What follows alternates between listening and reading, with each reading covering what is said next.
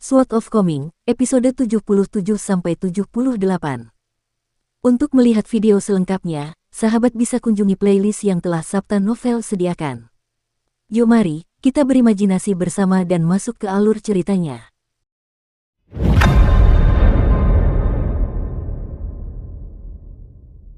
Sekembalinya ke bengkel pandai besi, Ruan Xiu mendapati ayahnya duduk sendirian di salah satu kursi bambu. Ia menyerahkan sebotol anggur kepada ayahnya, lalu duduk di kursi lainnya seraya bertanya, "Bagaimana pembicaraanmu?" Ruan Qiong membuka botol itu, dan dia bahkan tidak perlu minum anggur itu, hanya perlu mengendusnya sebentar untuk tahu bahwa ini bukanlah anggur yang dia minta. Sebotol anggur bunga persik musim semi premium harganya 2 tael perak, namun ini jelas merupakan anggur bunga persik musim semi termurah yang dijual seharga 8 kian per botol. Dari sudut matanya, dia dapat melihat Ruan Xiu tengah menarik-narik ujung kemejanya dengan gugup sambil memandang sekelilingnya dengan ekspresi malu, jelas-jelas takut ketahuan oleh ayahnya. Ruan Qiong hanya bisa menghela napas dalam-dalam, berpura-pura seolah-olah dia tidak menyadari perbedaannya sama sekali sambil meneguk anggur dari botol. Semuanya berjalan lancar. Nanti aku akan mengirim seseorang ke kantor pengawasan Tungku untuk meminta peta topografi gunung baru dan lama dari Wu Yuan. Begitu Chen Pingan sempat memikirkan semuanya, kemungkinan besar dia akan meminta peta-peta itu dariku. Ruan Xiu merasa sangat lega karena rencana jahatnya tidak terbongkar. Dia tersenyum sambil meluruskan kakinya dan meregangkan badan dengan malas, lalu bersandar pada sandaran kursi bambu yang halus dan sejuk. Langkah pertama selalu menjadi langkah tersulit dalam usaha apapun, dan fakta bahwa semuanya dimulai dengan baik di sini membuat Ruan Qiong dalam suasana hati yang cukup baik. Jadi, dalam sebuah pertunjukan niat baik yang langka, ia memberikan pujian kepada Chen Pingan. Anak laki-laki dari Gang Fas Tanah Liat itu cukup berpikiran sederhana, tetapi ia jelas tidak bodoh. Tidakkah kau pernah mendengar ungkapan bahwa semua orang bijak terlihat berpikiran sederhana di permukaan? Ruan Xiu bertanya sambil tersenyum gembira. Ruan Qiong hanya tersenyum sebagai jawaban dan tidak menjawab. Dia mengalihkan pandangannya ke arah sungai di kejauhan, lalu memegang leher botol anggur di antara jari telunjuk dan ibu jarinya, memutarnya pelan-pelan sambil berkata, "Ada beberapa hal yang tidak bisa aku katakan langsung kepadanya karena bisa membuatnya terlalu banyak berpikir dan merusak apa yang seharusnya menjadi hal baik, jadi aku ingin kau yang mengatakan hal-hal itu kepadanya saat kau menemuinya besok." "Apa yang ingin kau katakan padanya?" tanya Ruan Xiu dengan ekspresi penasaran. Ruan Qiong terdiam sejenak, lalu meneguk sedikit anggur dari botolnya sebelum melanjutkan, "Katakan padanya untuk tidak mempertimbangkan membeli gunung tulang naga. Bahkan seseorang dari 5 tingkat atas tidak akan berani mengklaim gunung seperti itu jika mereka tidak memiliki pendukung yang kuat. Dengan lempengan besar panggung pembantai naga di gunung, kuil angin salju dan gunung bela diri sejati hanya mampu mengklaim gunung itu dengan bekerja sama denganku, dan bahkan saat itu, masih banyak orang yang bersembunyi di balik bayangan yang iri. Tentu saja, kamu tidak perlu menjelaskan semua itu kepada Chen Pingan, katakan saja langsung padanya untuk tidak berpikir menyentuh panggung pembantai naga. Kedua, Kekaisaran Liagung hanya menjual total 61 gunung kali ini, dan dia hanya akan mampu membeli 5 gunung paling banyak. Jika dia membeli lebih dari itu, akan menjadi sangat sulit bahkan bagiku untuk menjaga dia dan gunungnya tetap aman. Ketiga, dan ini adalah keputusan yang baru saja aku buat, aku akan meminta Gunung Keanggunan Ilahi, Gunung Pembawa Lampu, dan Gunung Tombak Gagah dari Kekaisaran Liagung, jadi katakan padanya untuk memberi perhatian lebih pada gunung-gunung di sekitar ketiga gunung itu saat dia melihat peta topografi. Saya bukan orang yang tidak masuk akal, saya tidak akan memaksanya untuk menghabiskan semua uangnya di pegunungan dekat 3 yang akan saya klaim, yang saya minta hanyalah agar dia menghabiskan setengah dari koin tembaga esensi emasnya di sana. Namun, jika dia tahu apa yang terbaik untuknya, maka dia akan memprioritaskan membeli lebih banyak gunung di dekat gunung saya. Akhirnya, Anda dapat memberitahu dia bahwa jika dia memiliki beberapa koin tembaga tersisa setelah membeli gunungnya, maka dia harus membeli beberapa toko di kota. Kemungkinan besar akan ada beberapa toko bagus yang dijual dalam waktu dekat karena banyak rumah tangga yang memiliki koneksi ke dunia luar kemungkinan besar akan pindah. Oleh karena itu, toko-tokonya pun tidak akan terlalu mahal, mungkin paling mahal 1 koin tembaga per toko. Mata Ruan Xiu sedikit berbinar setelah mendengar ini, dan dia menyarankan, "Bagaimana kalau ayah yang membeli toko kue itu? Aku memberimu 2 kantong koin tembaga, kan? Bisakah ayah memberiku 1 koin itu?" "1 saja sudah cukup." Ekspresi tegas muncul di wajah Ruan Qiong saat dia berkata, "Jangan pernah berpikir untuk mencoba mengambil koin tembaga itu dariku. Mengapa kamu tidak meminta Chen Pingan untuk membeli toko itu untukmu? Saat ini, Dia adalah orang terkaya di seluruh kota. Aku tidak bisa melakukan itu. Dia sangat miskin sehingga dia harus meminjam uang, meskipun jumlahnya kurang dari 20 tael perak. Ruan Xiu langsung menolak tanpa ragu-ragu. Bibir Ruan Qiong berkedut sedikit, dan dia berseru dengan suara jengkel, "Benar, jadi kamu bersedia menghabiskan uangku, tapi tidak dengan uang Chen Pingan." "Aku tidak begitu mengenalnya," Ruan Xiu terkekeh menanggapinya. Ruan Qiong hampir memuntahkan darah. "Kau tidak begitu mengenalnya. Kalau begitu, kenapa kau membelikan anggur sampah ini untuk ayahmu sendiri hanya supaya kau bisa menabung untuk meminjamkannya pada bajingan itu? Seberapa baik kau harus mengenalnya sebelum kau bisa meminjam uang darinya?" Ruan Qiong meneguk anggurnya banyak-banyak untuk meredam amarahnya, lalu berdiri dan berkata, "Pokoknya, aku sudah mengatakan semua yang ingin kukatakan. Sekarang giliranmu untuk menyampaikan pesan ini kepada Chen Pingan besok." Setelah itu, dia berbalik dan pergi, sambil tahu sepenuhnya bahwa putrinya akan menceritakan semuanya kepada Chen Pingan keesokan harinya, terlepas dari apakah itu sesuatu yang seharusnya dia ceritakan kepadanya atau tidak. Semakin Ruan Qiong memikirkan situasinya, semakin marah dia. Dia tidak bisa memarahi putrinya sendiri, dia juga tidak bisa memukul bajingan kecil itu. Pada akhirnya, dia hanya bisa mengumpat dirinya sendiri saat dia berjalan ke tempat di mana tidak ada orang lain di sekitarnya. Meskipun betapa buruknya rasa anggur berkualitas rendah itu, dia tetap menghabiskan semuanya sebelum membuang botol kosong itu. Setelah itu, ia melompat ke langit, mendarat di depan toko tempat anggur bunga persik musim semi dijual dalam sekejap mata. Saat itu, toko sudah tutup untuk hari itu, tetapi ia tidak peduli, dan ia mulai menggedor pintu dengan kuat. Tidak lama kemudian seorang wanita dengan mata sayu keluar dari tempat tidur dari halaman belakang, dan dia langsung meledak dalam cercaan, melontarkan kalimat-kalimat pedas seperti, "Apa terburu-buru? Apakah kamu terburu-buru untuk mati? Siapa yang datang mengetuk pintu di jam yang tidak tepat ini? Mengapa kamu tidak minum air kencing saja daripada anggur, dan teruslah menggedor pintuku dan aku akan mematahkan ketiga kakimu." Sementara itu, Ruan Qiong berdiri di depan pintu masuk toko dalam diam dengan ekspresi muram. Berkat cahaya bulan, wanita itu dapat mengenali pengunjung larut malam itu sebagai Tuan Ruan, dan seluruh sikapnya langsung berubah drastis. Ekspresi menggoda muncul di wajahnya saat dia menggenggam lengan berotot Tuan Ruan dengan cara yang sangat hangat dan ramah. Karena sudah menjadi janda selama bertahun-tahun, dia bagaikan padang pasir yang gersang dan haus akan badai yang menyegarkan, dan dia tentu tidak akan melewatkan kesempatan ini. Saat dia menuntun Tuan Ruan ke tokonya, dia berpura-pura tersandung agar bisa jatuh ke pelukannya, tetapi sayangnya, Tuan Ruan tidak mempercayai omong kosongnya, mendorongnya dengan lembut sebelum melemparkan beberapa perak, lalu segera pergi dengan 2 botol anggur.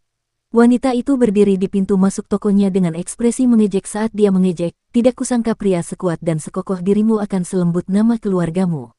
Aku akan menagihmu 2 kali lipat harga saat kau datang untuk membeli anggur dari tokoku mulai sekarang. Jika kau suatu hari nanti mengeras, mungkin aku akan membiarkanmu minum gratis dan bahkan melemparkan diriku sendiri sebagai bonus." Catatan, nama keluarga Master Ruan adalah homonim dari Ruan, yang artinya lembut. Kita lanjut ke alur ceritanya. Ruan Qiong tidak menghiraukan hinaannya saat ia berjalan ke ujung jalan, tetapi alih-alih kembali ke tokonya di selatan, ia melompat ke udara sebelum tiba di depan sebuah gunung kecil di utara.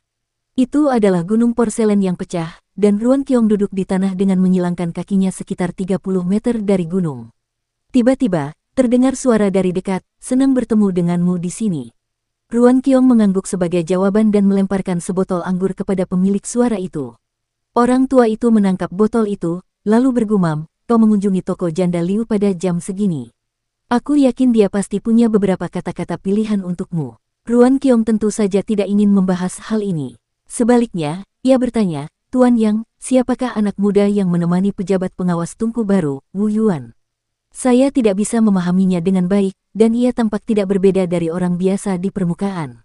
Orang tua itu tak lain adalah Pak Tua Yang, dan ia meneguk anggurnya, lalu menjawab, "Saya tidak tahu siapa dia, tetapi saya berasumsi dia tidak datang ke sini hanya untuk berlibur, bukan begitu?"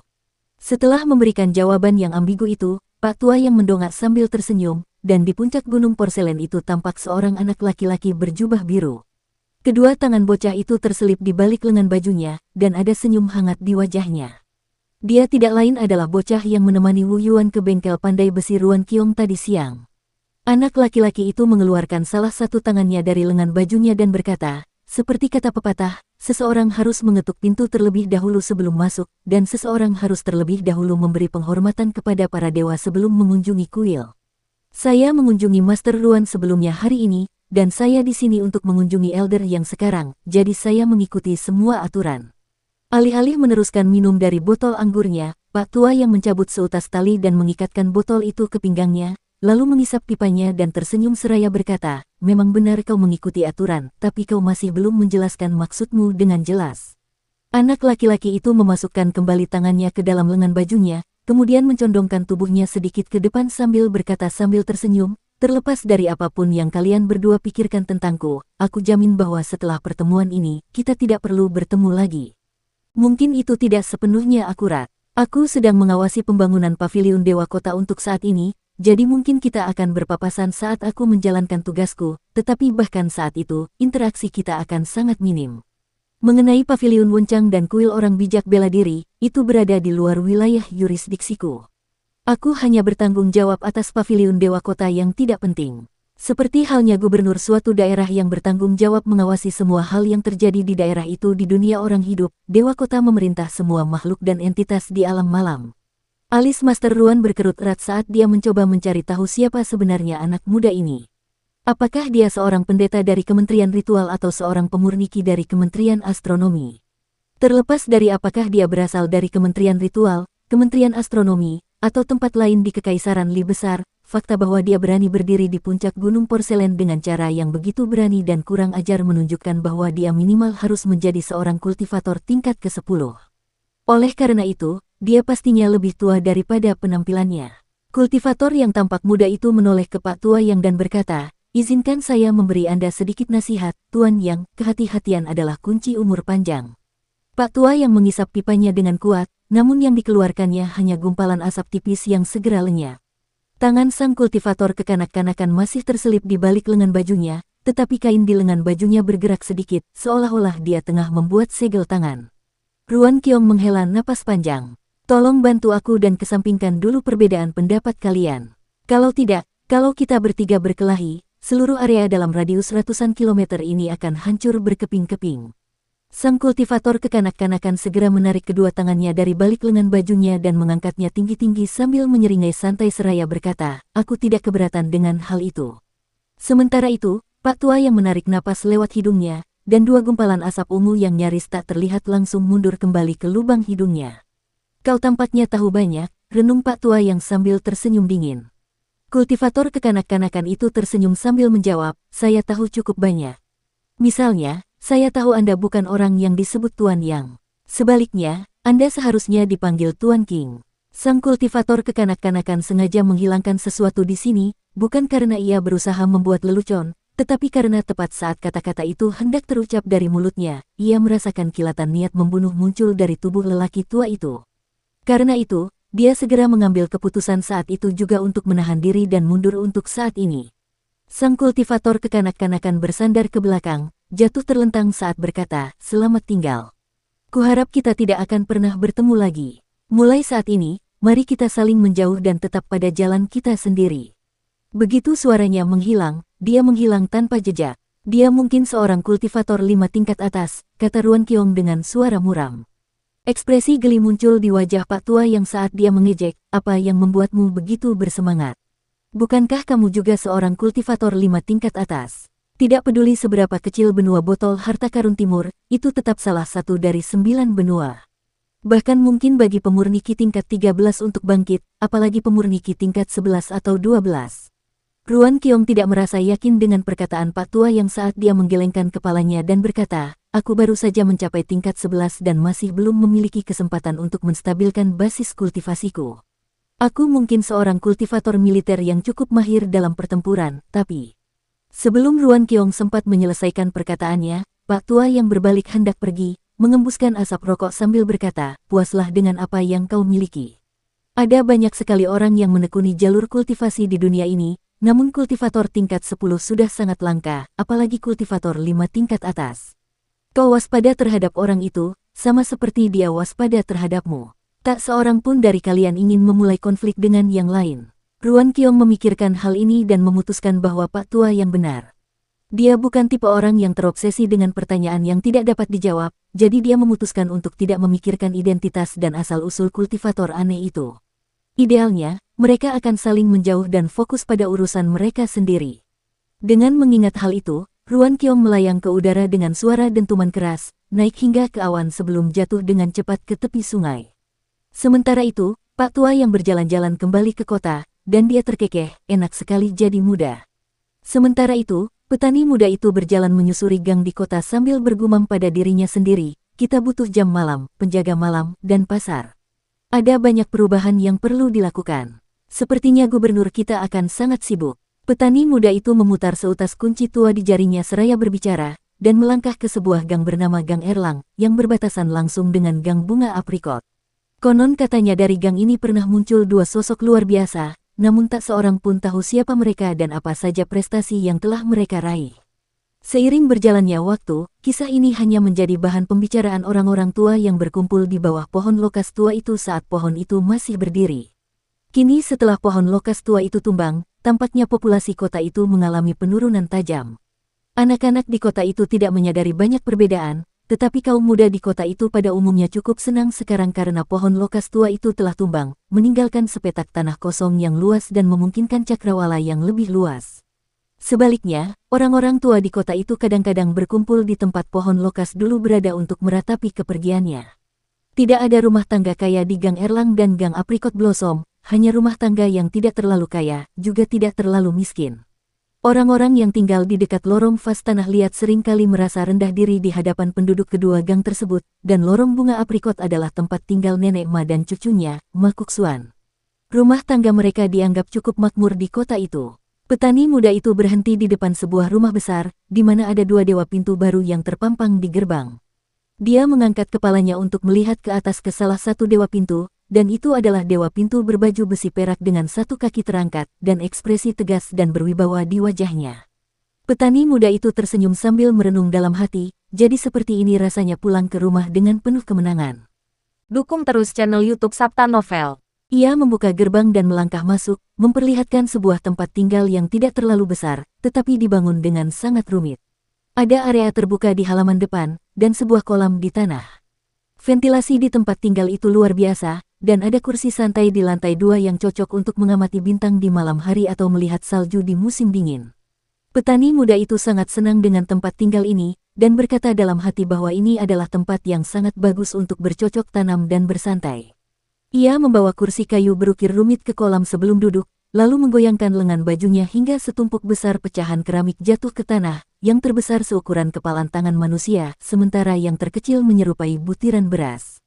Jumlahnya terlalu banyak untuk dihitung, dan setelah semuanya dikeluarkan dari lengan baju petani kekanak-kanakan itu, pecahan-pecahan itu melayang di udara di atas kolam di area terbuka.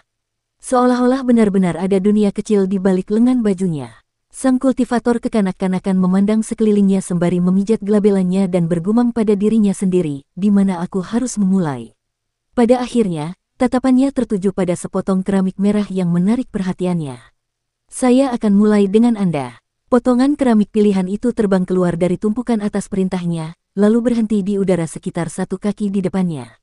Setelah itu, semakin banyak pecahan keramik beterbangan dari tumpukan yang tergantung itu sebelum tiba di hadapan petani kekanak-kanakan itu untuk disusun sesuai keinginannya.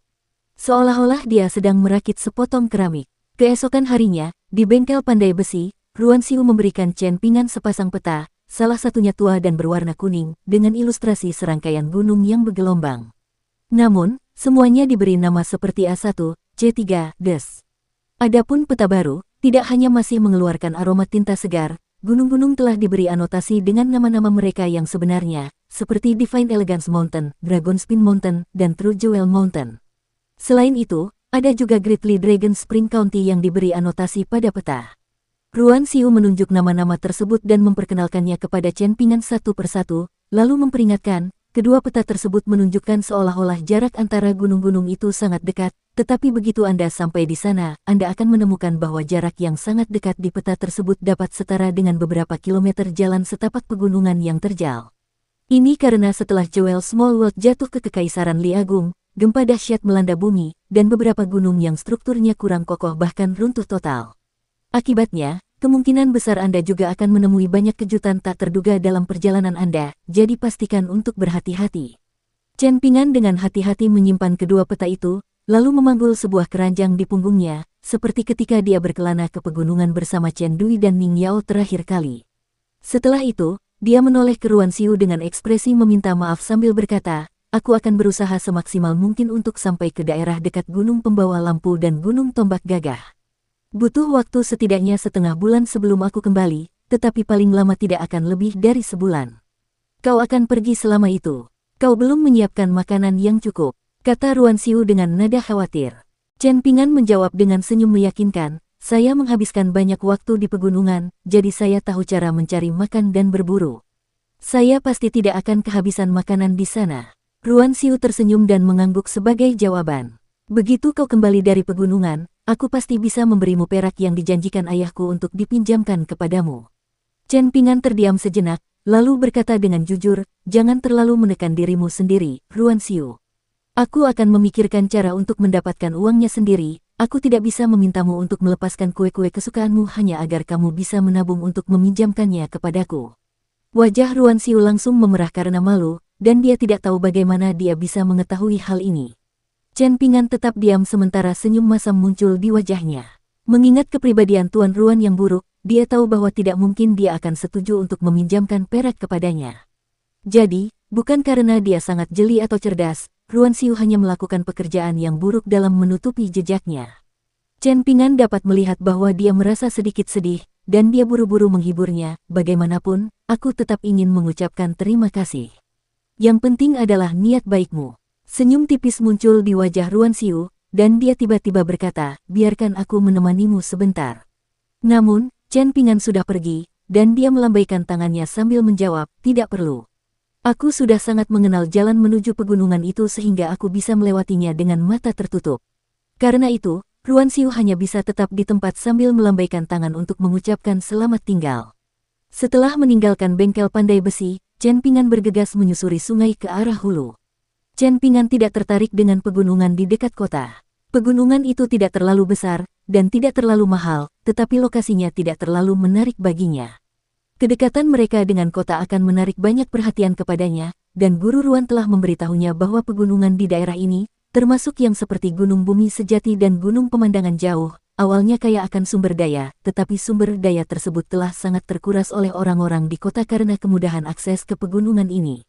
Oleh karena itu, tidak ada gunanya untuk berinvestasi di sana, dan baru setelah mencapai Gunung Trujuel di barat, situasi ini mulai membaik. Chen Ping'an berjalan kaki seharian penuh dan semalam penuh, beristirahat hanya kurang dari 4 jam selama kurun waktu tersebut.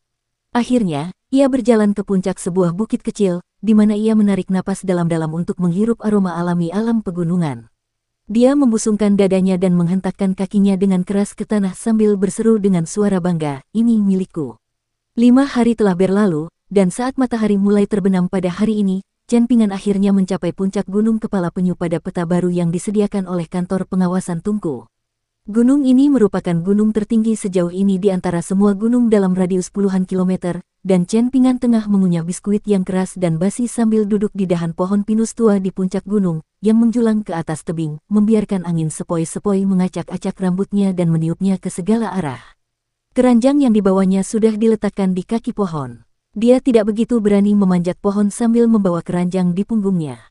Dulu, mendaki gunung merupakan bagian dari pekerjaannya, dan dia selalu harus bergegas untuk mengejar Pak Tua Yao, tetapi untuk perjalanan ini, dia dapat beristirahat kapanpun dia lelah dan menikmati pemandangan indah di kejauhan.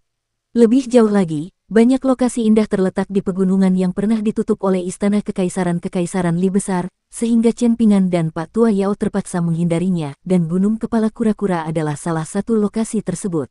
Dalam perjalanan ke sini, Chen Ping'an telah menyaksikan banyak pemandangan menakjubkan yang sama sekali tidak dikenalnya. Ada air terjun yang menakjubkan yang menciptakan pelangi kecil, yang menurut Chen Ping'an dapat ia pegang dengan tangannya untuk dibawa pulang. Ada tebing curam tempat burung-burung yang tak terhitung jumlahnya berkumpul, dan mereka bertebaran berdampingan seperti tirai putih bersih yang menutupi dinding. Ada puncak gunung yang berbahaya yang hanya dapat diakses melalui satu jalur berbahaya, yang akhirnya mengarah ke dataran tinggi batu besar dengan pemandangan spektakuler yang membuat orang yang melihatnya tanpa sadar menahan napas. Pada malam hari, Chen Pingan akan menutupi tubuhnya dengan pakaian sebagai selimut dan tertidur sambil bersandar pada keranjangnya. Dalam tidurnya, dia merasa seolah-olah dapat mendengar bisikan suara para dewa di surga. Setelah menempuh perjalanan selama 3 hari, Chen Pingan akhirnya tiba di Gunung Keanggunan Ilahi yang disebutkan oleh Guru Ruan. Terletak sekitar 10 km ke arah barat dan utara, Gunung Pembawa Lampu dan Gunung Tombak Gagah membentuk segitiga dengan Gunung Keanggunan Ilahi, seperti kumpulan 3 raksasa. Menurut peta, ada 5 gunung yang terletak dalam radius 50 km dari ketiga gunung tersebut. Yang terkecil di antara kelima gunung tersebut adalah Gunung Awan Pelangi dan Gunung Ramuan Abadi, sedangkan 3 gunung lainnya lebih besar, yaitu Gunung Api Lampu, Gunung Danau Kuning, dan Gunung Kitab Suci yang dihargai. Sebelum tiba di Gunung Keanggunan Ilahi, Chen Pingan telah mengunjungi Gunung Ramuan Abadi dan Gunung Api Lampion. Gunung Ramuan Abadi hanya sedikit lebih besar dari Gunung Permata Sejati, dan meskipun cukup pendek, gunung itu sangat rimbun, dengan banyak pohon tinggi. Adapun Gunung Danau Kuning, seperti namanya, ada sebuah danau kecil di tengah gunung, dan dari jauh, air di danau itu tampak agak kuning, tetapi dari dekat, airnya sangat jernih. Namun, selain dari fakta bahwa gunung itu memiliki danau ini, Chen Pingan merasa bahwa Gunung Danau Kuning jauh lebih rendah daripada Gunung Keanggunan Ilahi. Setelah itu, Chen Pingan menghabiskan 4 hari penuh berkeliaran di sekitar Gunung Keanggunan Ilahi dan Gunung Tombak Gagah sebelum akhirnya memilih 3 gunung. Gunung-gunung yang dipilihnya adalah Gunung Ramuan Abadi, Gunung Kitab Suci yang dihargai, dan Gunung Awan Pelangi. Dari ketiganya, Gunung Ramuan Abadi adalah yang terkecil, Gunung Kitab Suci yang dihargai adalah yang terbesar, dan Gunung Awan Pelangi adalah yang tertinggi. Di antara ketiganya, Chen Pingan telah menghabiskan waktu paling banyak untuk menjelajahi Treasured Scripture Mountain, yang masuk akal, mengingat itu adalah gunung terbesar dari ketiganya. Dari semua gunung yang dikunjungi Chen Pingan dalam perjalanan ke sini, hanya Cloud Drape Mountain dan Divine Elegance Mountain yang ukurannya melebihi Treasured Scripture Mountain. Namun, setelah memeriksanya, Chen Pingan merasa agak bingung. Gunung Kitab Suci yang berharga adalah gunung yang sangat besar, dan letaknya sangat dekat dengan Gunung Tombak Gagah. Selain itu, bahkan sebagai seorang pemula dalam kultivasi, Chen Pingan dapat merasakan bahwa gunung ini merupakan lokasi yang bagus untuk kultivasi, jadi mengapa Guru Ruan memilih Gunung Pembawa Lampu daripada Gunung Kitab Suci yang berharga? Setelah penilaiannya, Chen Pingan memperkirakan bahwa 3 gunung yang dipilihnya akan menghabiskan sekitar 45 koin tembaga esensi emas, yang berarti ia memiliki sisa 35 koin tembaga. Gunung Permata Sejati akan menghabiskan koin musim semi ucapan, jadi masih tersisa 34 koin tembaga, yang cukup bagi Chen Pingan untuk membeli gunung besar. Guru Ruan telah memberitahunya bahwa bahkan gunung terbesar dari 61 gunung yang dipersembahkan, seperti Pegunungan Mata Air Kering, Gunung Dupa, dan Gunung Keanggunan Ilahi, masing-masing hanya berharga sekitar 25 hingga 30 koin tembaga saripati emas. Guru Ruan juga telah mengungkapkan kepadanya bahwa Istana Kekaisaran Li Agung akan menugaskan Dewa Gunung Agung, 3 Dewa Gunung, dan Dewa Sungai di daerah ini. Keesokan harinya, Ruan Xiu telah memberikan penjelasan lebih lanjut, menjelaskan kepada Chen Pingan bahwa yang disebut Dewa Gunung adalah seseorang yang dipilih oleh Kementerian Ritual Istana Kekaisaran. Bisa jadi tokoh yang terkenal di daerah tersebut, atau jenderal terhormat yang gugur dalam pertempuran demi kekaisaran. Para kandidat akan diajukan kepada Kaisar Kekaisaran Li Agung, yang akan memilih salah satu dari mereka untuk diangkat menjadi Dewa Gunung. Pengangkatan itu akan ditulis dalam catatan silsilah dengan tinta merah, setelah itu akan dilakukan ritual pembakaran kemenyan. Ini dilakukan agar para dewa di atas akan diberitahu tentang pengangkatan itu, dan secara umum, itu akan menjadi akhir dari masalah. Setelah itu, pesan pengangkatan akan ditulis oleh pengajar kekaisaran pada token giok yang dibuat oleh Kementerian Astronomi, dan token itu akan dikubur di kaki gunung. Akhirnya, pembangunan patung emas akan diresmikan, dan patung itu akan disembah di kuil Dewa Gunung, dengan demikian secara resmi memberikan Dewa Gunung hak untuk disembah oleh orang-orang. Tugas Dewa Gunung termasuk melindungi semua makhluk hidup di gunung mereka, serta menghancurkan, menaklukkan, atau mengusir semua entitas jahat yang melewati gunung. Chen Pingan tidak memiliki harapan besar bahwa Dewa Gunung akan ditempatkan di salah satu dari 3 gunung yang telah dipilihnya di dekat Gunung Keanggunan Ilahi. Sebaliknya, ia menaruh harapannya pada gunung yang akan menghabiskan uang paling banyak. Gunung itu akan berada di bawah perlindungan Guru Ruan selama 300 tahun ke depan. Jika Dewa Gunung ditugaskan ke gunung itu juga, maka itu niscaya akan menyelamatkannya dari banyak masalah. Mengenai Gunung Permata Sejati, Chen Pingan berasumsi bahwa tidak seorang pun yang tertarik padanya selain dirinya. Saat ini, Chen Pingan sedang duduk di tebing batu di puncak Gunung Awan Pelangi, dan peta baru daerah mata air naga Kekaisaran Li Agung terhampar di depannya. Dia sudah tahu nama dan lokasi gunung-gunung itu seperti punggung tangannya, tetapi dia masih belum bisa memutuskan gunung mana yang akan dibelinya. Dia menempelkan pipinya pada tangannya dengan alis yang berkerut rapat seraya dia bergoyang maju mundur tanpa berpikir. Sejujurnya, dia tidak punya gambaran apa yang dapat dia lakukan dengan gunung yang dibelinya, tetapi sekadar pemikiran untuk dapat memiliki 5 gunung selama 300 tahun ke depan saja sudah menanamkan rasa bahagia yang luar biasa dalam dirinya. Dia dapat menikahi seorang istri, memiliki keluarga, lalu mewariskan gunung kepada anak-anaknya, yang pada gilirannya akan dapat mewariskan aset ini kepada anak-anak mereka. Dulu, mencari istri bukanlah agenda dia, tapi sekarang itu adalah sesuatu yang harus dia pertimbangkan.